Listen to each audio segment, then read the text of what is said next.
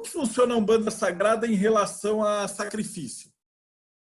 Olha, nós não temos sacrifícios na Umbanda Sagrada, né? Conhecemos bem, sabemos bem que existe. Nós temos um procedimento na Umbanda que é que quando eu monto a minha tronqueira pela primeira vez, eu tenho que montar a minha tronqueira no centro. Eu tenho que fazer um corte para a tronqueira, para poder abrir o portal dentro da tronqueira, porque ela é uma passagem de mundos paralelos.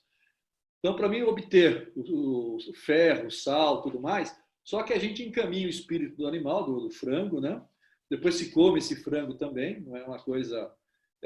só para poder abrir o portal dentro da tronqueira. Então, normalmente, quando você abre o centro, você tem essa obrigação. Depois, não. Nós sabemos que eu posso fazer depois um aguidar, se eu precisar de sangue, com fígado, rins, eu vou no açougue, compro um fígado, compro um rins e faço o trabalho. Eu não preciso matar um animal para poder ter isso. Mas, para você abrir o centro, a primeira vez que você abre um centro de Umbanda, tem pessoas que não fazem também, né? Não é obrigatório. É uma questão de entendimento. A pessoa pode fazer isso ou não. Tem pessoas que é totalmente contra isso e não fazem, né? E tem pessoas que sabem a utilidade disso e fazem isso, mas não é obrigatório nada, Deodébio. Ok. Eu tenho uma pergunta da Ana Luísa. O preconceito do público geral da Umbanda, você acha que vem de um racismo estrutural com a raiz africana ou é mais a força dessa egrégora que incomoda e assusta o público em geral, que é católico e tal? Como é que você vê o pessoal ter esse medo em relação à Umbanda? Você acha que aumentou, diminuiu?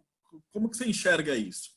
Olha, a Umbanda é uma religião, nenhuma religião nasce do nada. Todas as religiões nascem com origens, né?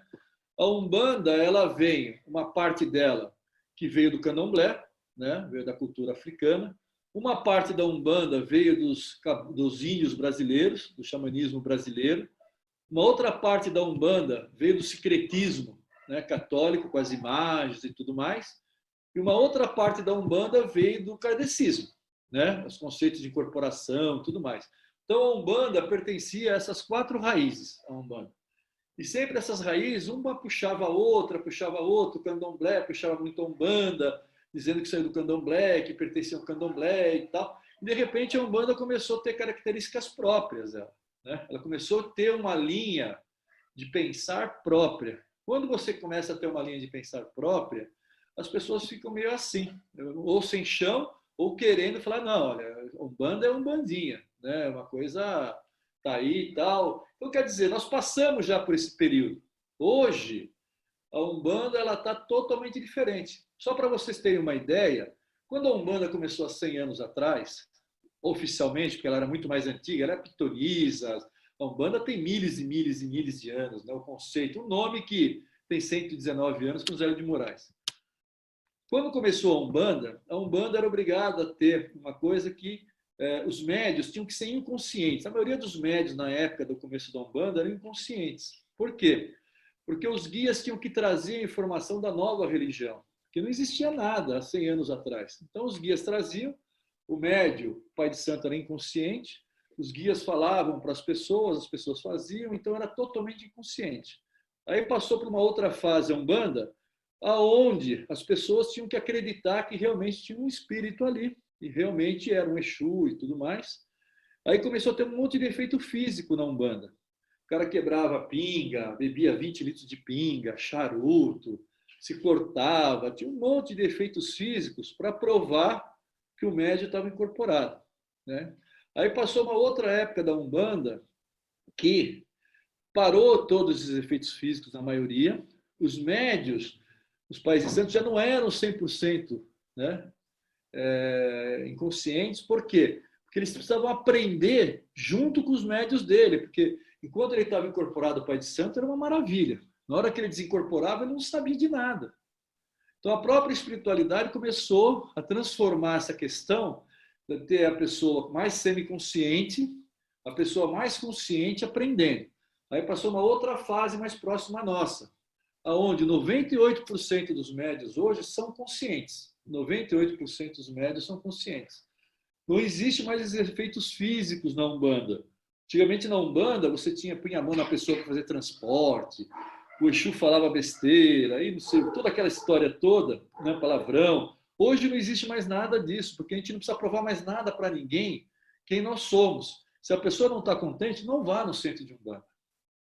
A pessoa vai lá já sabendo que aquilo é um real, sabendo que aquilo funciona assim. A gente não precisa mostrar mais nada. Hoje, de acordo com as leis, você tem que ter tanto um guia como um médium muito bem preparado, porque a gente responde pelo que ele fala. O guia responde e o médium também, juridicamente. Então, não existe mais isso de pôr a mão numa pessoa, pôr a mão numa mulher, ficar falando besteira. Hoje existe toda uma tratativa, um cuidado, um aprendizado para os médios, para os guias, porque não é todo guia que é Pai Benedito, que é Emmanuel, tem guia que é meia boca, começa agora, está desempregado lá, pega o médio e vai embora. Então, você tem hoje toda uma tratativa num centro de Umbanda, onde, como você se coloca perante as pessoas, como o guia fala, como os cambones trabalham, enfim, todo um respeito que o leva à consciência de uma religião. Isso está trazendo para a Umbanda uma valorização e o entendimento das pessoas de seriedade, de respeito. Então, se eu falar para você que eu sofro preconceito hoje, que eu tenho isso, eu não tenho. Eu não tenho nada. Já tive problemas. As pessoas que têm centro comigo, que eu conheço, também não têm mais esses problemas. Quem fala que tem problemas, sou discriminado, ele tem que rever a maneira que ele está trabalhando no centro dele, que está provocando essa imagem. Ele tem que rever a imagem dele. Porque hoje a gente não enxerga isso mais como um problema. A gente sabe que a religião chegou num pé de entendimento, e daqui para frente mais ainda, que não permite mais nem pensar nessas coisas retrógradas da vida, né?